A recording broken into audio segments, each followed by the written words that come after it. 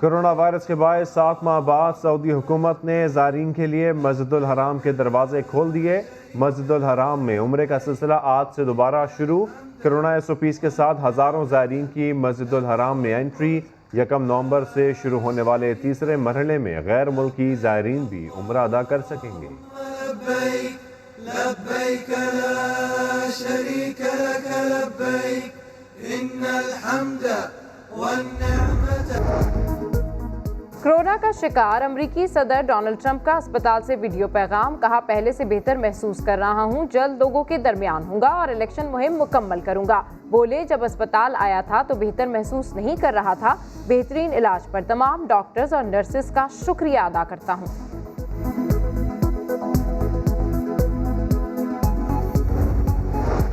سندھ میں سیاسی محاذ سرگرم، آج پیپلز پارٹی اور MQM سندھ کی سیاست پر مد مقابل۔ کراچی کے حقوق کے نام پر پیپلز پارٹی آج کراچی یکجہتی ریلی نکالے گی۔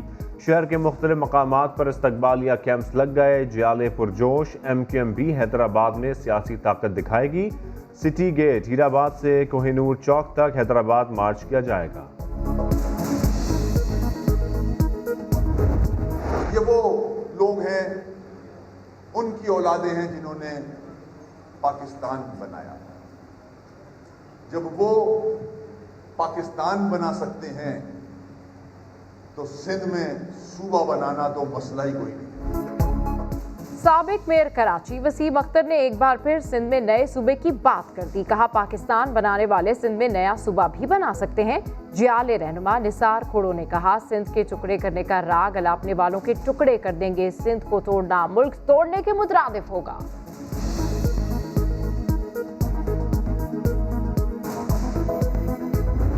شہباز شریف کو نہیں، تم نے پنجابیوں کی عزت پہ ہاتھ ڈالا ہے، پنجاب کی خدمت کو پابند سلاسل کیا ہے۔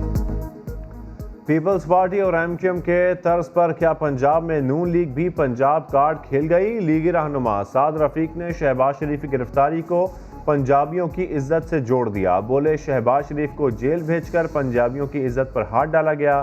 لاہور میں متوالوں کے پاور شو میں رہنماؤں کے دھواں دھار خطاب۔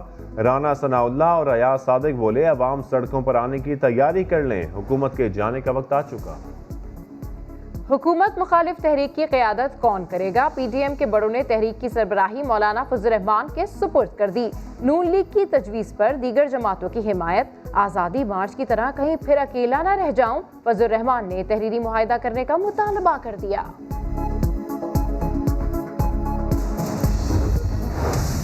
نواز شریف کا فوج سے مسئلہ ہی کیوں بنتا ہے ہمیشہ؟ 1993 میں بھی ان کا فوج سے مسئلہ بنا، پھر 99 میں پرویز مشرف صاحب سے بنا، پھر راحیل شریف صاحب سے بنا، اب ان کو باجوہ صاحب سے بھی مسئلہ ہے۔ آخر نواز شریف کو ہر بار فوج سے مسئلہ کیوں ہوتا ہے؟ عاصم باجوہ سے مسئلہ بھی کلبھوشن کی گرفتاری پر ہوا۔ شہباز گل کی دھواں دھار پریس کانفرنس، فیاض الحسن چوہان کا بھی سخت سوال۔ بولے بتایا جائے 2013 میں نواز شریف کس کو کہہ رہے تھے انہیں اکثریت دلوائی جائے۔ شہباز شریف نے بیٹے کو بچانے کے لیے نون لیگ کو بہت سمجھایا، لیکن نون اور میم نے شین کا جنازہ نکال دیا۔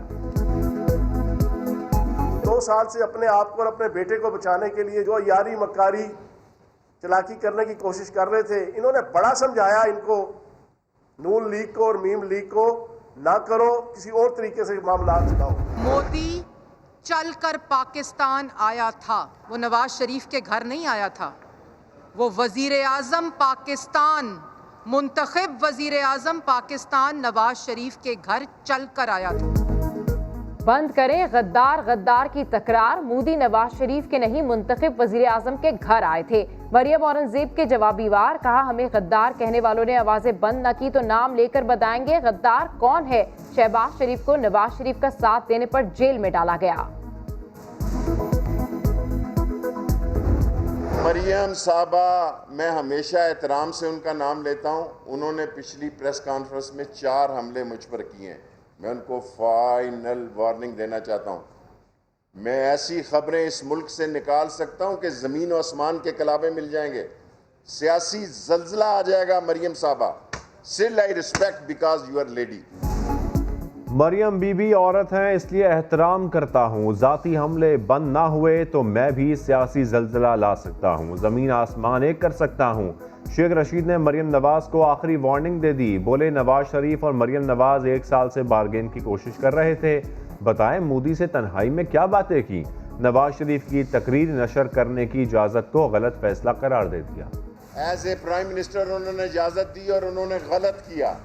میں ہوتا کسی قیمت پر بھی مفروری، دشمن، منی لانڈرر، بگوڑے، سزا یافتہ آدمی کو قوم سے خطاب کرنے کا حق نہیں ہوتا، اس کی اصل جگہ جیل ہے۔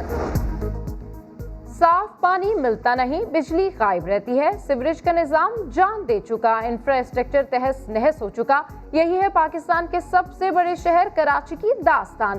کراچی کے پوش علاقوں کا حال بھی برا، ڈیفنس میں رہنے والے فنکار اور رہائشی ایک بار پھر احتجاج پر مجبور، پینے کا صاف پانی دو، تمام سہولیات دو، ٹیکس کا حساب دو، نعرے لگا دیے۔ پانی دو، لائن میں پانی دو، ہمارے نالے صاف کرو، حساب دو، حساب دو۔